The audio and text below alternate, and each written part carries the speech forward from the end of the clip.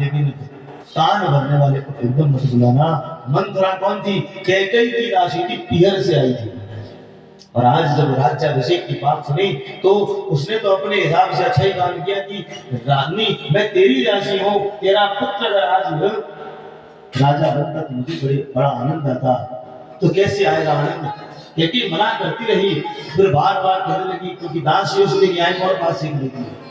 जो आपसे नीचे है, छोटे हैं, जो आपके बराबर के नहीं है, उनको कभी भी आपकी अंतरंग बातों नहीं बताना चाहिए। रामायण सिखाती है अपनी प्राइवेसी को थोड़ा रखना चाहिए, हर बात पर्सनल नहीं करनी चाहिए। आज ये बात जो केवल दशरथ राजा को और कैकेयी को पता थी कि राजा ने आपको 2 वचन दे रखे हैं, ये बात उस दासी को पता थी। बात बात में कह दिया, रानी मैं थोड़ी चाहती हूँ किसी का अपमान हो, मैं तो ये चाहती हूँ कि राजा का द्वारा ये घोषणा कर दी जावे कि भरत जी का राज्याभिषेक हो जाए। मैं तो ये चाहती हूँ। बड़ा मीठा बोलती है कान भरने वाले, शहद में लपेट करके बातों को कहेंगे और आपको विश्वास हो जाएगा।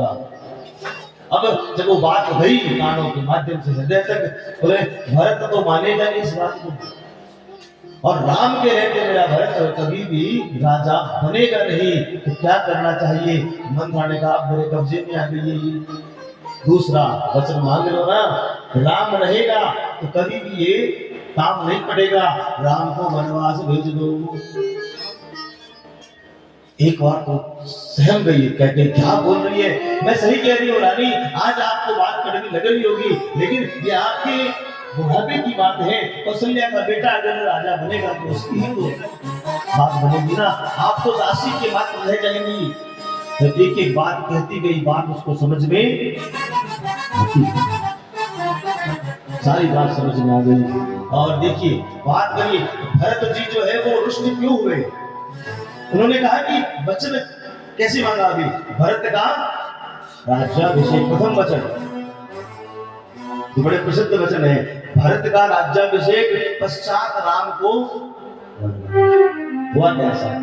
ऐसा हुआ था क्या? हुआ क्या? उल्टा।